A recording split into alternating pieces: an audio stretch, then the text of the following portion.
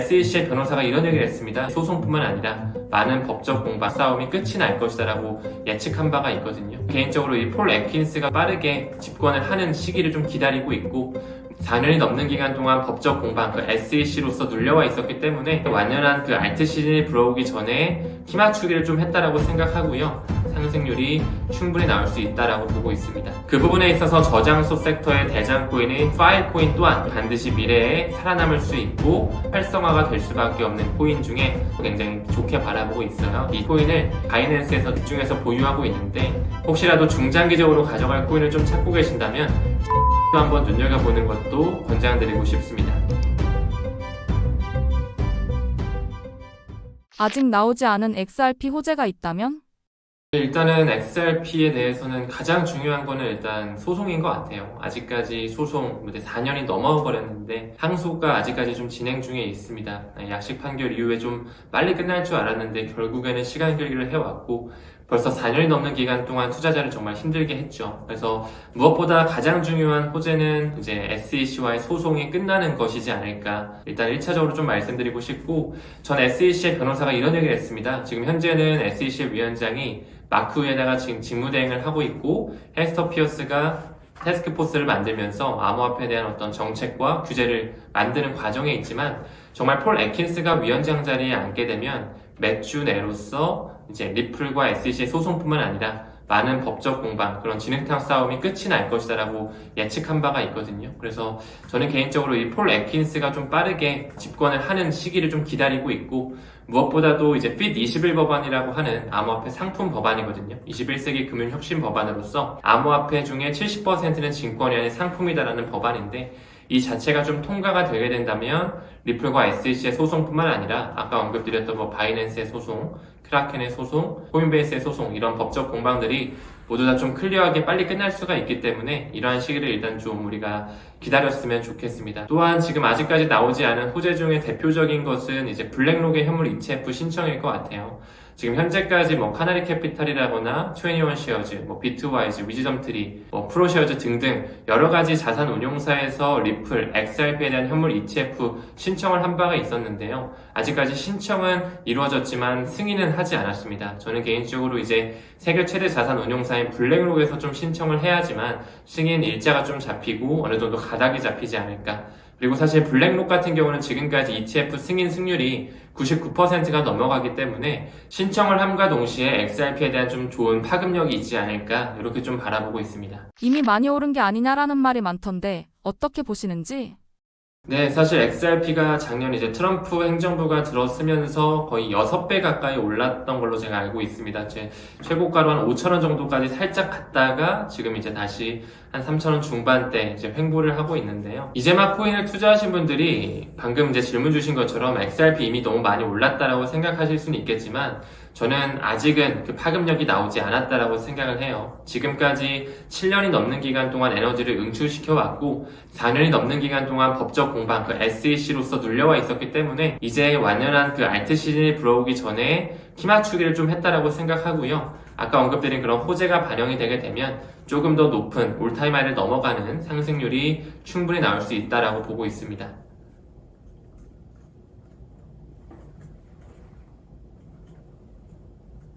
XRP와 함께 투자하면 좋은 코인이 있다면 어떤 게 있을까요? 네, 일단 XRP를 투자함에 있어서 저 같은 경우는 비트코인과 이더리움도 같이 병렬적으로 좀 투자를 하고 있고요. 무엇보다도 이제 새로운 금융 메시징 표준인 ISO 2002에 준하는 그런 코인 리스트들이 있어요. 무엇보다 리플을 하드포크에서 만든 하나의 코인이 있죠. 스텔라 루멘. 아마 많은 XRP 투자자분들께서는 스텔라 루멘에 대해 존재에 대해서 잘 아실 텐데 스텔라 루멘 같은 경우는 리플보다 수수료 측면에서는 더 쌉니다. 거의 10분의 1 정도 굉장히 저렴하기 때문에 개인 간의 결제에서는 쓰일 거라고 보고 있고 앞으로 리플과 스텔라 루멘을 통해서 국경 간 결제 시장 자체가 판도가 크게 바뀔 거라고 좀 바라보고 있고요.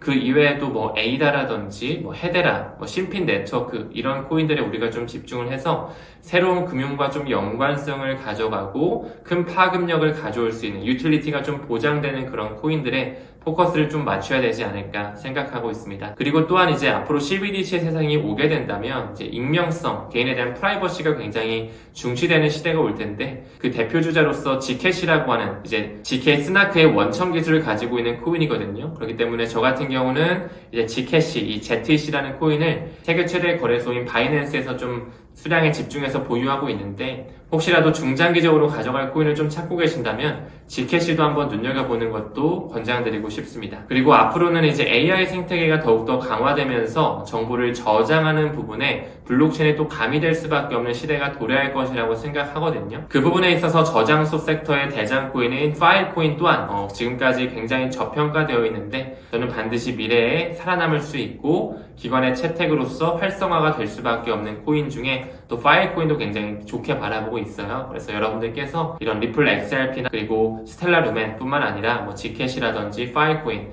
그리고 당연히 비트와 이더는 좀 보수적으로 가져가 주시는 걸 권장드리고 싶습니다. XRP 투자 시 주의사항 또는 반드시 숙지해야 될 사항은 무엇일까요?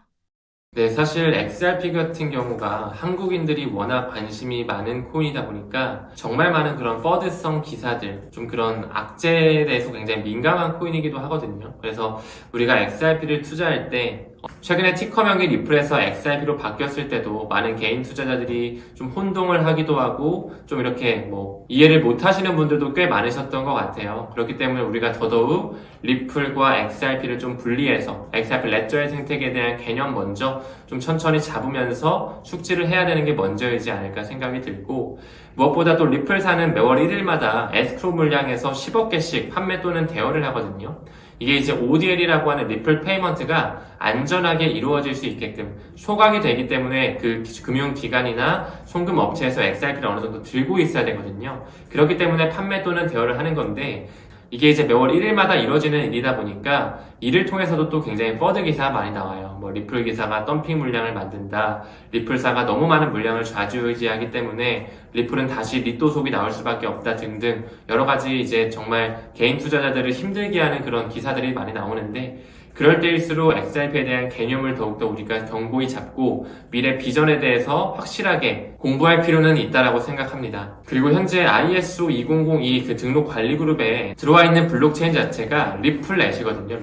리플렛 같은 경우는 XRP 레저 기반의 그 금융기관끼리 옮길 수 있는 하나의 파이프라인, 하나의 솔루션이라고 봐주시면 돼요. 그렇기 때문에 사실 XRP를 투자할 때 리플 회사가 있고 XRP 레저의 레이어 1 생태계가 있고 또 그를 기반으로 한 솔루션인 리플렛이 있고 그 솔루션에서 네이티브 자산으로 쓰이는 XRP 코인이 있다 보니까 사실 이렇게 좀 혼동을 가지실 수는 있지만 여러분들께서 좀 반드시 숙지하셔서 개념에 대해서 좀 정리하시는 것을 꼭 권장드리고 싶습니다. 그리고 앞으로 온 디맨드 리퀴디티라고 하는 이제 리플 페이먼트로 완전히 리브랜딩이 됐는데 많은 송금 회사 그리고 이제 금융기관에서 채택이 이루어지면서 XRP의 소각량은 기하급수적으로 커질 것으로 보고 있습니다.